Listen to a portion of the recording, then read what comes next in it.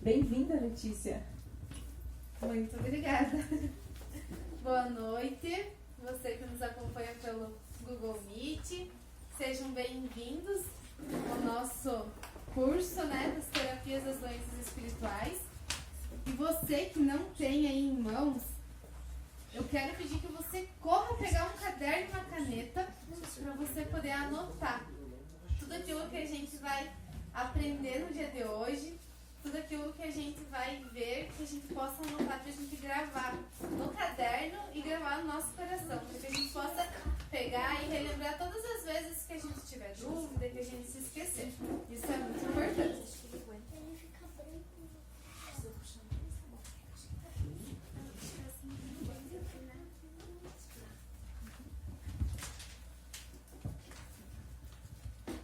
Então, vamos lá. Terapia das doenças espirituais. Então, como que nós temos doenças espirituais? Como que isso acontece, faz pouco tempo que eu soube que isso existia, essas doenças espirituais.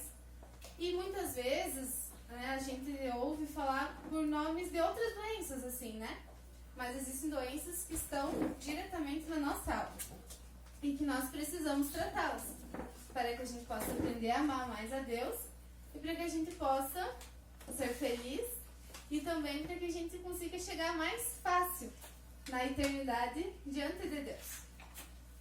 Mas para nós conhecermos as doenças, as doenças espirituais, primeiro nós precisamos entender o que causou essas doenças. Quais são as causas que geram essas doenças em nós? As causas que geram essas consequências das doenças na nossa vida são as causas do pecado original. E existem 3 causas de pecado. Vamos iniciar pela raiz. Quando nós fomos criados, lá em Gênesis, capítulo 1, versículo 27, diz assim: E Deus criou o ser humano à sua imagem. A imagem de Deus os criou. Deus nos criou à sua imagem e semelhança. E nós somos, sem o pecado original, semelhantes a Deus, criaturas amadas por Ele.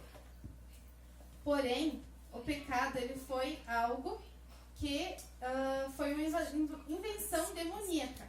Foi o demônio que inventou o pecado.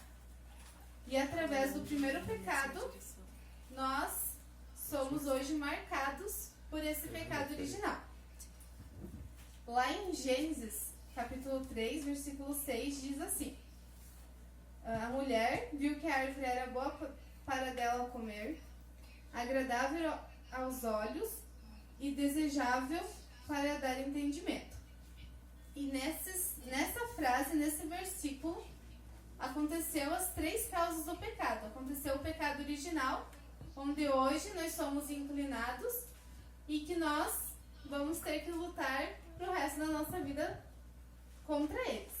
Mas hoje Deus nos mostra que isso é possível e Ele vai nos dar as armas pra gente lutar contra isso. Quando fala aqui na palavra que a mulher viu que seria boa para dela comer, agradável aos olhos e desejável para dar entendimento,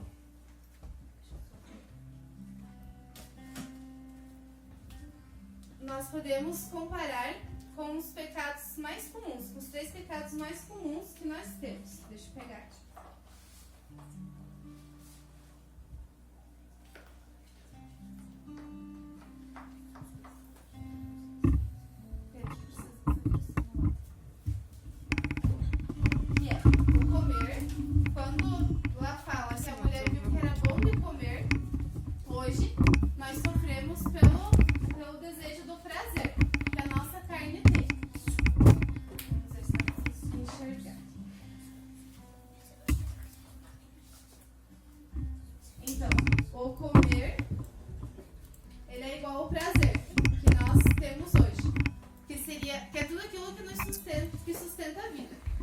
algo maior, de algo melhor.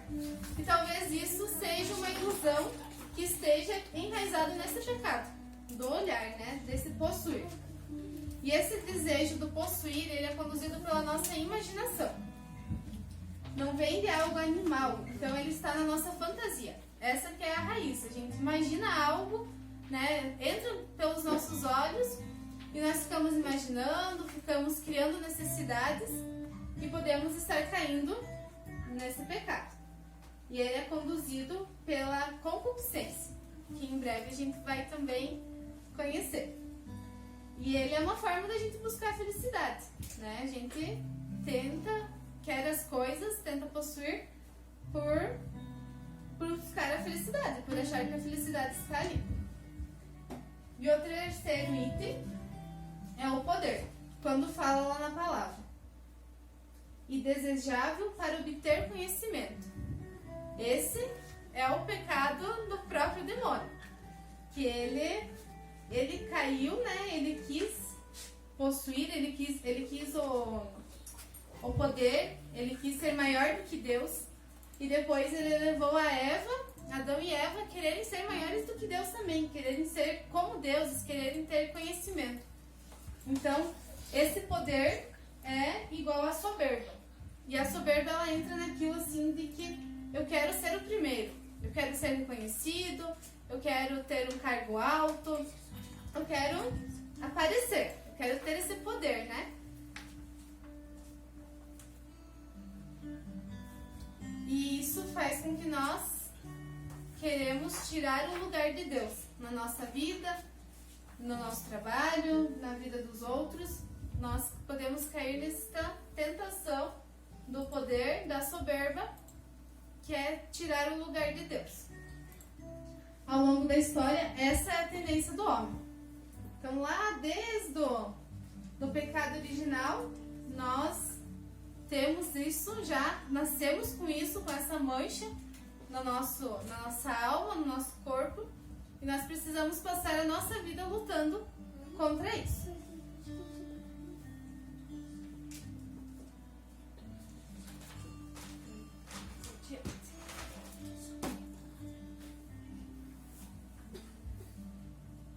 Existe uma frase que diz assim: as mãos de Eva se fecham para possuir, as mãos de Cristo na cruz se abrem para se doar.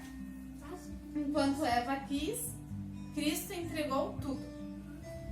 Então, quando a gente conhece essas três causas de pecado, nós não podemos se desesperar. Meu Deus, agora não tenho mais jeito, né? Estou perdido, estou condenado. Não, porque Cristo morreu na cruz, Ele se doou, Ele se deu num todo, para que a gente possa se esconder nele e encontrarmos refúgio na cruz dele, na paixão dele.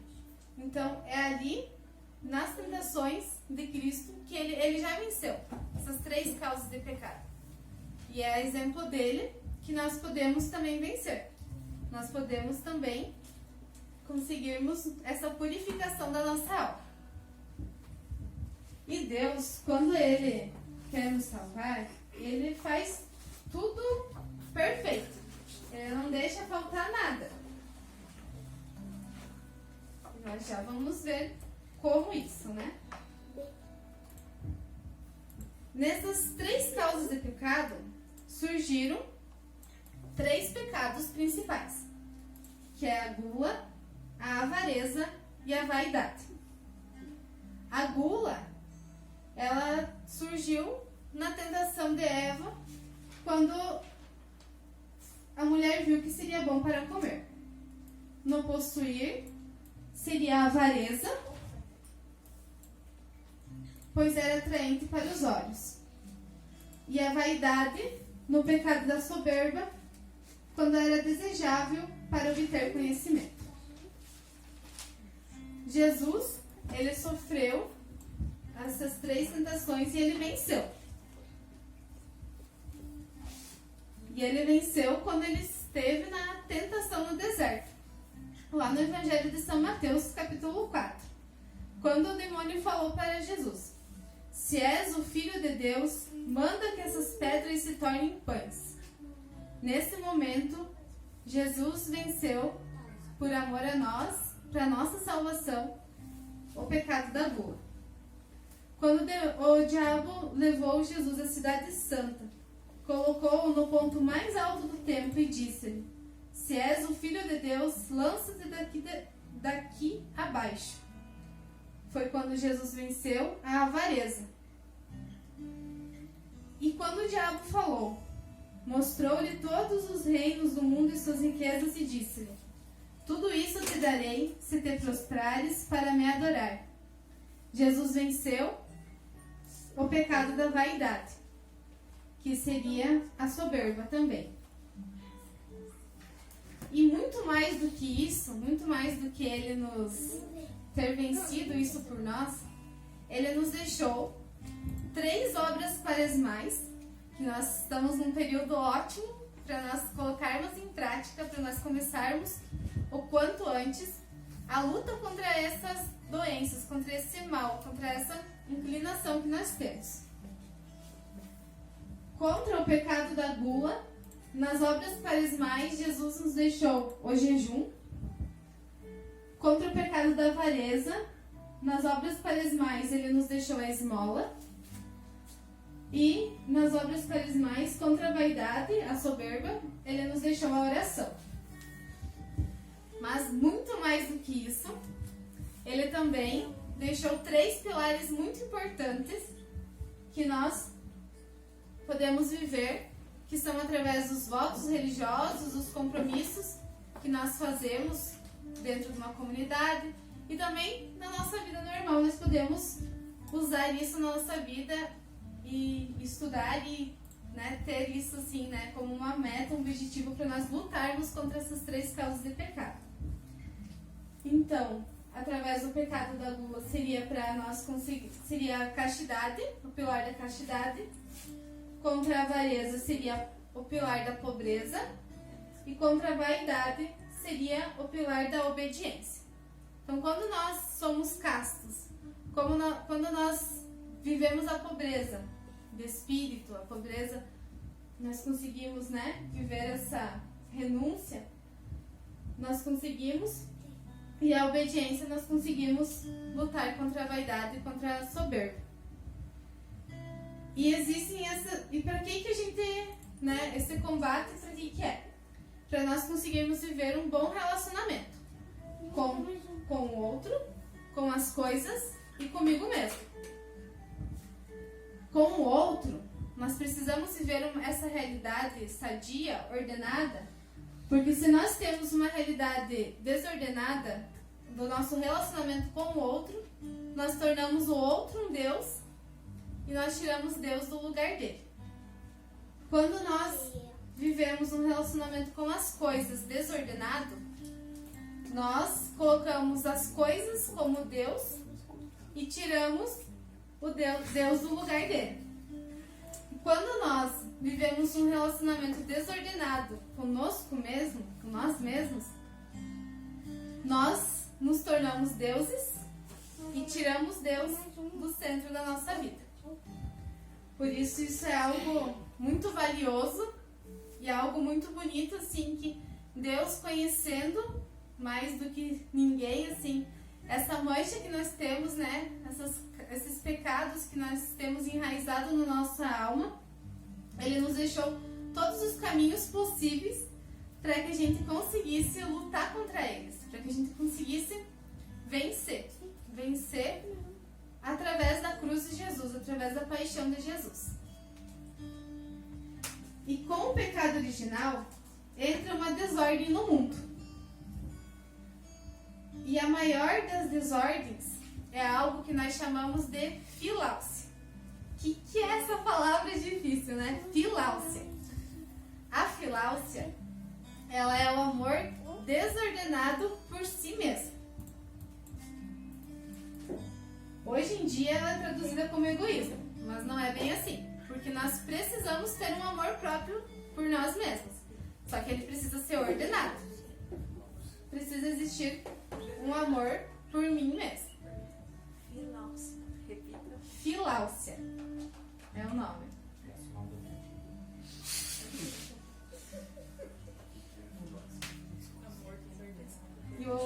amor próprio. O que é filáusia? A filáusia é o amor desordenado por si mesmo.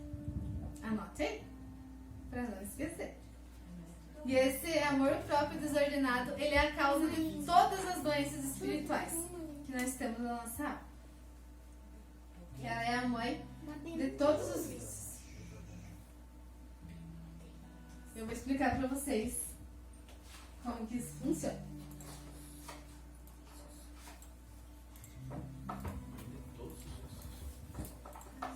Causa de todas as doenças. E a mãe de todos os vícios.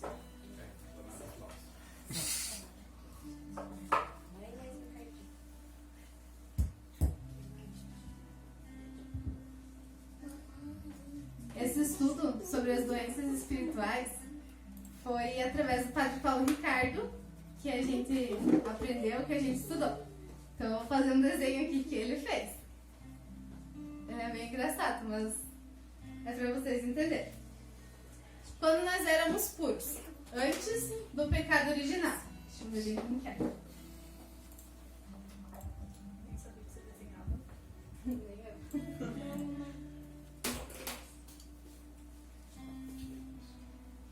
Quando nós éramos puros, nós olhávamos para um objeto e nós enxergávamos a Deus.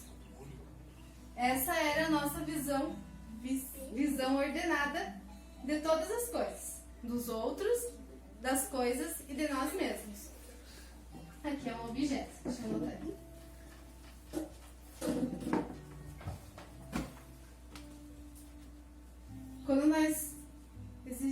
Quando a gente busca essa pureza, quando nós buscamos essa cura da nossa alma, nós passamos a cada vez mais conseguir enxergar. Aqui é um olho.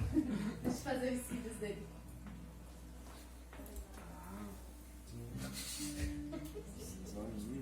Não sei se está muito certo, mas vocês podem desenhar um olho assim que vocês entendam que é um olho. Então, o amor próprio é o olhar pra mim, é o me olhar no espelho e eu enxergar Deus. Esse é o amor ordenado. É olhar para um objeto e ver Deus ali. É olhar para o outro e ver Deus no outro. É a gente se olhar no espelho e se amar. Porque existe Deus ali. Porque existe aquilo que nós lemos na primeira palavra que a gente leu, ali no primeiro capítulo de Gênesis, que Deus me criou a imagem e semelhança. Deus te criou a imagem e semelhança dele. Então é nós olharmos para o espelho e não recusarmos aquilo que a gente está vendo, não querer mudar algo que a gente está enxergando, algo que a gente acha imperfeito. Mas a gente se olhar no espelho e falar, eu me amo porque existe Deus aqui. Porque existe o amor de Deus, porque eu sou uma filha amada de Deus. Esse é o amor ordenado, que é um processo que nós precisamos viver dia após dia. Todos os dias nós precisamos nos decidir para que a gente consiga viver esse amor que é a imagem e semelhança de Deus.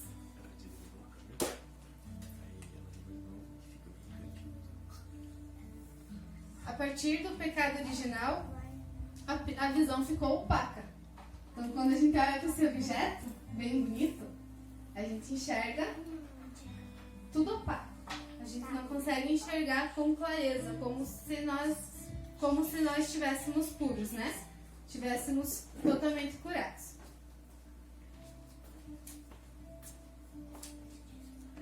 E o que é preciso para sair desse amor desordenado de nós mesmos? Então, o homem bom busca esse amor ordenado. E o que o homem mau faz? O que o homem mau, né? Como que ele seria assim, né? Esse amor desordenado. Então, o homem mau, aquele que vive uma desordem, nesse amor próprio, ele é um amante de si mesmo. Porque ele obedece às suas paixões e assim ele prejudica tanto a si mesmo contra os outros, como os outros. Por exemplo, um usuário de drogas. Um usuário de drogas, ele usa drogas porque ele acha que isso vai ser bom para ele, vai trazer a felicidade que a alma dele anseia. Mas ele acaba seguindo as suas paixões, aquilo que a carne dele, que o corpo dele busca, mas que também existe algo lá na alma dele que tem buscado, porque se não existisse uma sede, um desejo por felicidade na alma dele, ele não iria buscar aquilo só com o corpo dele, porque só o corpo não peca, vocês já vão entender isso também. Então, esse usuário de drogas, ele prejudica a si mesmo, porque ele está se destruindo, e ele prejudica todos os que estão ao redor dele também, porque o pecado vai destruindo os outros também, né?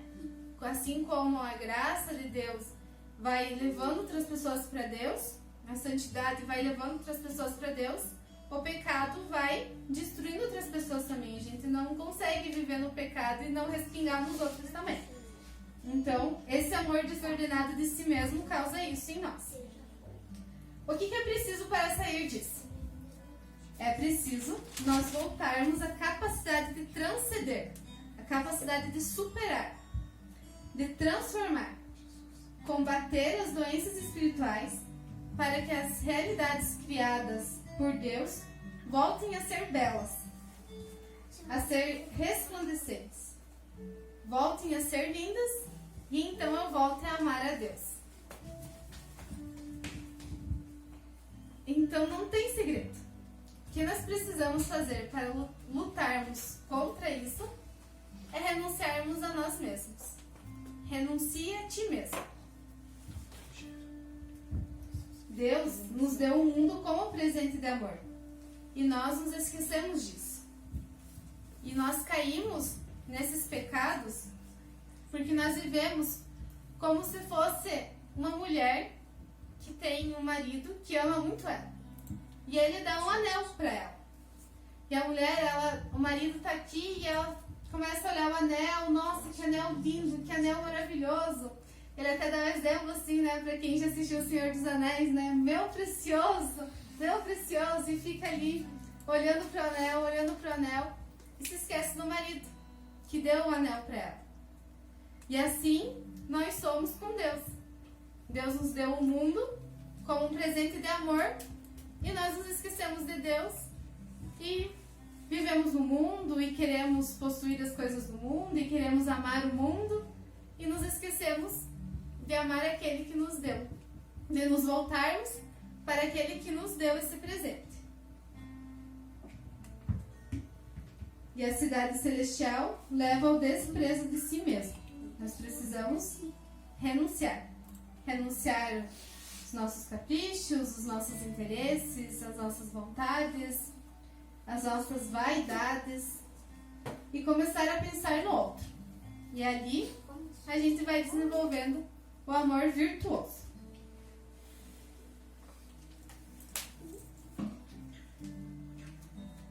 Nossa, mas então eu vou renunciar a mim mesma e eu vou só sofrer. Eu vou só agora ter infelicidades na minha vida, não vou mais ser feliz, não vou mais me divertir. Não. Por quê? Porque quanto mais eu procuro a minha felicidade, mais eu me destruo. E quanto mais eu renuncio a mim mesma, quanto mais eu me dou pelo outro, mais surge a felicidade verdadeira. Porque aquilo que a gente tem pensado, né, as minhas coisas, e aquilo que eu gosto, e aquilo que eu me divirto, e aquilo que eu faço para mim ser feliz, isso é o prazer.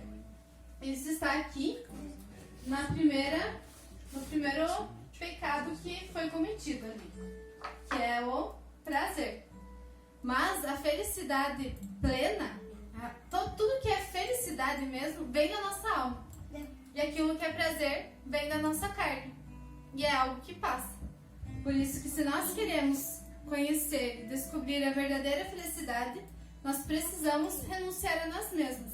E não é algo grandioso, algo que a gente vai, nossa, ser muito difícil de a gente conseguir fazer. Mas é nas pequenas coisas. É no ordinário da nossa vida. Naquele caminho caminho assim que muitos já conhecem, que Santa Teresinha nos ensina. Que é nós, quem sabe, dividir o nosso lanche, né? Não querer possuir, não, eu quero tudo pra mim, não quero dividir com ninguém. Então eu vou renunciar a mim mesmo. Minha vontade é comer um sanduíche inteiro, mas eu vou dividir com meu irmão, que não trouxe lanche hoje pro trabalho, que não trouxe hoje lanche pra escola. Renunciar a nós mesmos, provando assim esse desejo de nós querermos amar a Deus, querer devolver esse amor que Deus já mostrou que nos ama. Acordando antes para rezarmos, indo na igreja todos os dias. Talvez não seja a tua vontade sair de casa e ter que ir até na igreja, mas então renuncia a ti mesmo. Renuncia a tua vontade de ficar deitado, de ficar descansando.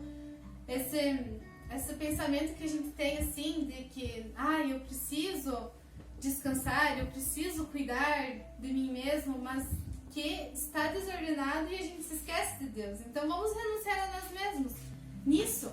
Renunciar não, eu posso descansar, eu preciso descansar, mas eu posso também tirar um tempo e ir visitar Jesus todos os dias. São nessas pequenas coisas. Ajudar alguém em casa a fazer um serviço doméstico, que é difícil aquela pessoa que, faça com muito prazer, com muito gosto. São essas pequenas coisinhas que a gente precisa começar a fazer, começar a praticar, para que depois a gente consiga ir renunciando a nós mesmos em coisas um pouco maiores, mas que vão nos trazer uma felicidade maior quando a gente conseguir. Nós também podemos cair no erro de pensarmos assim: mas Jesus me ama tanto, mas Jesus é tão misericordioso comigo. Será que eu preciso mesmo renunciar? Ele me perdoa. Ele perdoa o meu pecado, ele perdoa os meus erros. Mas lembra daquele rapaz, daquela pessoa que é usuário de drogas? A mãe dele, ela ama muito ele, mas ela não ama as drogas que ele usa, porque ela vê que aquelas drogas que ele está usando estão destruindo ele. E assim é com Deus. Ele ama nós que somos seus filhos, mas ele não ama o pecado que nós fazemos, que nós cometemos, porque ele vê que aquilo lá está nos destruindo. E muitas vezes nós olhamos e pensamos: não, mas isso aqui não está me destruindo, isso não está me fazendo mal. Mas Deus sabe das coisas, né? Então, se ele pede já isso que já vem no teu coração, pode ter certeza que ele tem razão.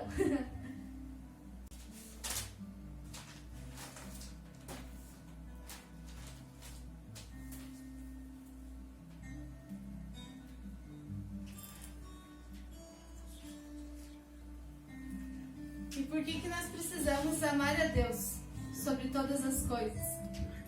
Amar Ele assim, né? Buscar esse amor próprio para daí nós encontrarmos Ele em todas as coisas, né? Em todas as pessoas. Porque amar a Deus coloca a casa em ordem. Anota isso. Bem grandão e faz até uma nuvenzinha assim para você não se esquecer. Amar a Deus coloca a casa em ordem. Quando nós amarmos a Deus sobre todas as coisas, com toda a nossa força, com todo o nosso entendimento, com toda a nossa alma, nós vamos conseguir colocar a casa do nosso coração, a casa da nossa alma em ordem.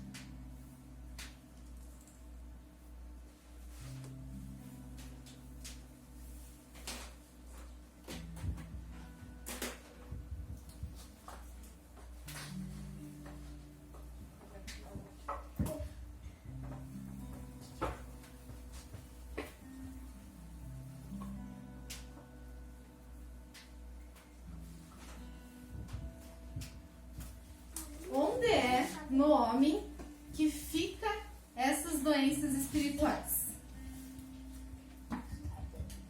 Onde será que estão escondidas essas doenças espirituais?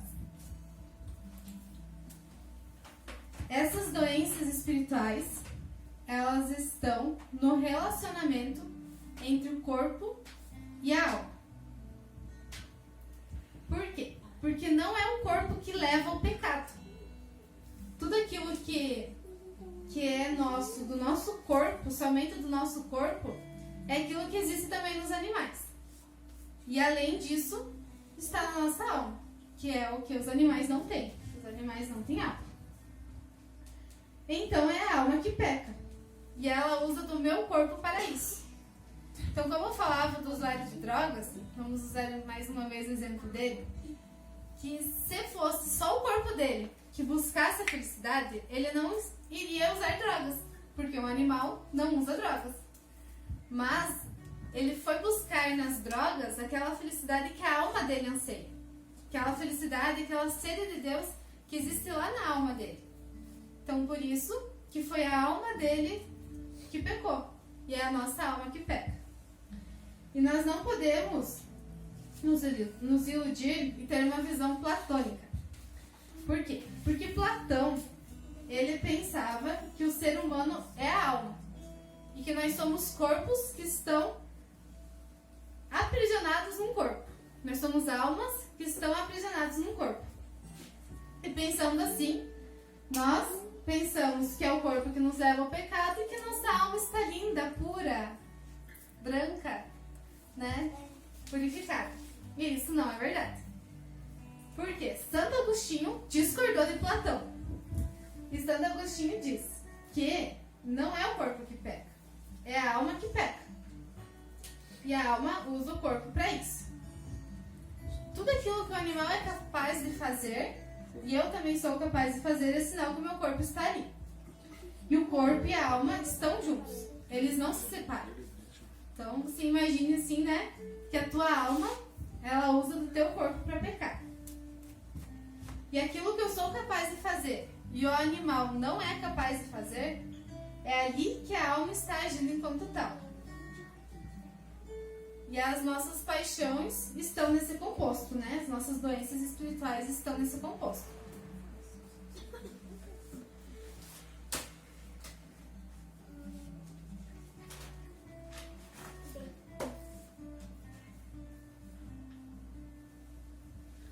Qual que seria o relacionamento sadio, então? Com a minha alma e com o meu corpo. Antes de eu falar qual que é esse relacionamento sadio, a nossa alma, para a gente conseguir entender o que ela faz e como que é quando ela age, por exemplo, a nossa inteligência e o nosso intelectual, assim, a nossa vontade, estão no controle da nossa alma. Então, a nossa inteligência, por exemplo, se eu estou aqui passando esse conteúdo, essa formação para vocês, é porque está na minha alma. Se eu estivesse só usando o meu corpo nesse momento, eu não saberia explicar tudo isso. Porque um animal não pode vir aqui e escrever para vocês e detalhar tudo isso para vocês como eu estou fazendo. Então é aí que a gente começa a ver como que a nossa alma age e como que o nosso corpo age. O nosso corpo, que seria quando a gente age somente com o corpo, assim, não que a gente age só com o corpo, mas aquilo que é igual dos animais são os nossos sentidos, que são em 5 sentidos: o tato, o paladar, a visão, a audição e o olfato. Essas são as formas que são semelhantes ao animal, mas que quando a gente usa, a gente tá ali com a nossa alma junto, né? A gente não se separa dela, só quando a gente morre. Que aí a gente fica com a nossa alma, né? Que é imortal, e o nosso corpo a gente deixa.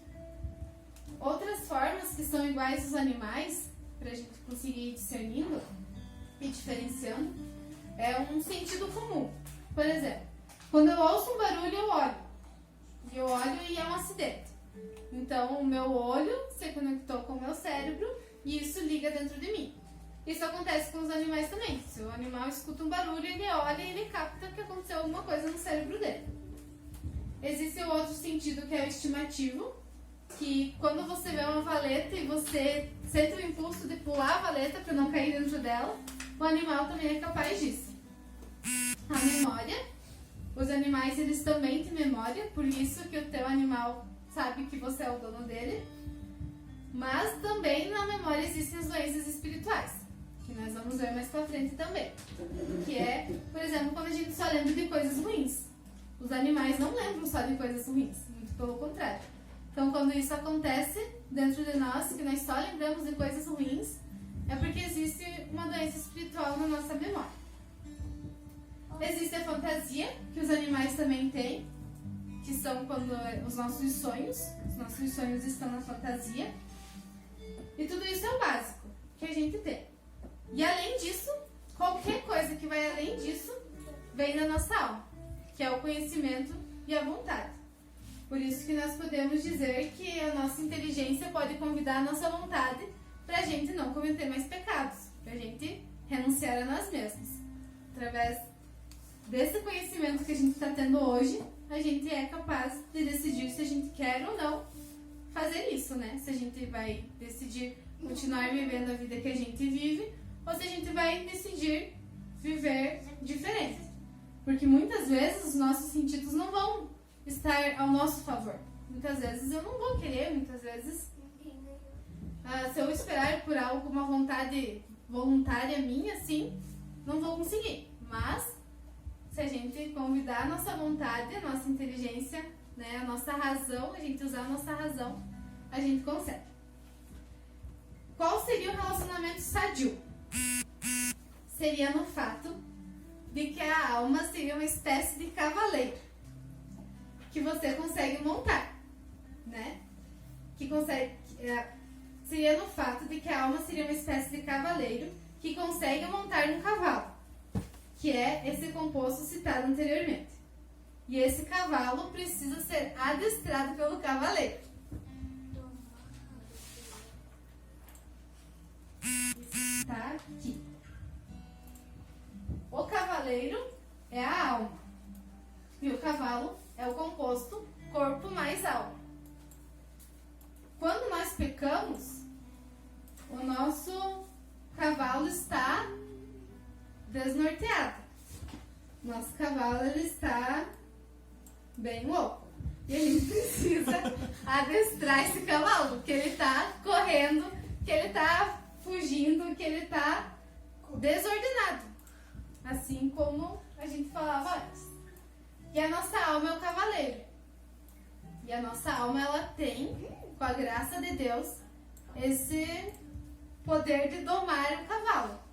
Mas a gente precisa domar o cavalo, nós não podemos matar o cavalo.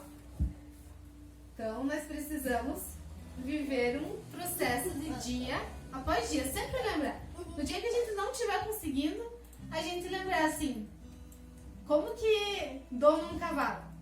Não vai ser de um dia para o outro, não vai ser num instante, mas é um processo, é uma luta.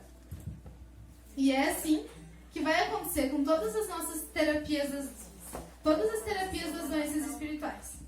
Porque se existe uma doença, a gente precisa dar um remédio para essa doença. Não vai ser ir lá, confessar e eu não vou mais ter essa doença na minha alma. Não, essa doença vai continuar ali. Então eu preciso tratar ela como uma doença física. Ir lá e todos os dias tomar mais um comprimido, no outro dia tomar outra dose, no outro dia. E fazer esse tratamento completo. E essas são as terapias que nós vamos conhecer. Cada doença existe uma terapia, existe um remédio diferente pra gente tomar e pra gente conseguir ir curando a nossa alma. E a gente vai vendo através disso, através desse curso, que é possível nós curarmos a nossa alma, que é possível nós curarmos o nosso coração e nós termos, da agora em diante, uma vida nova, uma vida mais perto de Deus, uma vida melhor no nosso relacionamento com os outros, no nosso relacionamento com as coisas e no nosso relacionamento com nós mesmos. Nós vamos vendo uma forma de viver mais leve, nós vamos conhecendo uma paz interior, porque a gente vai aliviando a nossa alma, que andava tão sufocada, que andava tão oprimida por causa do nosso corpo estar, né, conduzindo a nossa vida. Mas quando nós começamos a dar as rédeas do cavalo para nossa alma, nós tomarmos as rédeas do cavalo, segurarmos firme, nós vamos vendo como que a vida é muito mais leve.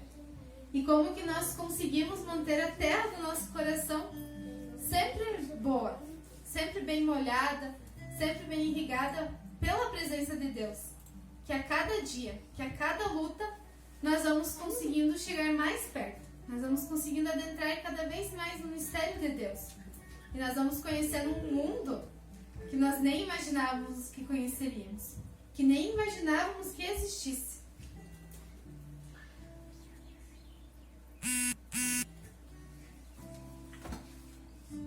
Então a aula de hoje, né, o início do nosso curso seria esse, de nós entendermos onde que está a raiz de todas as doenças.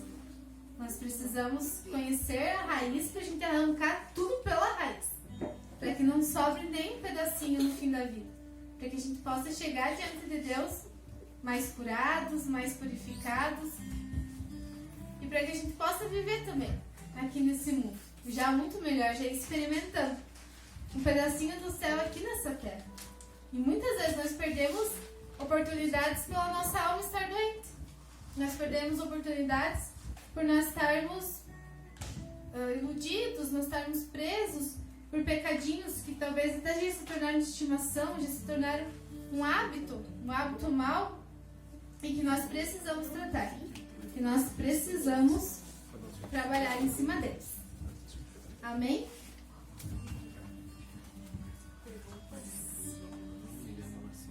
Se alguém tiver alguma dúvida, pode abrir o microfone, perguntar, para a gente ir conversando um pouquinho também.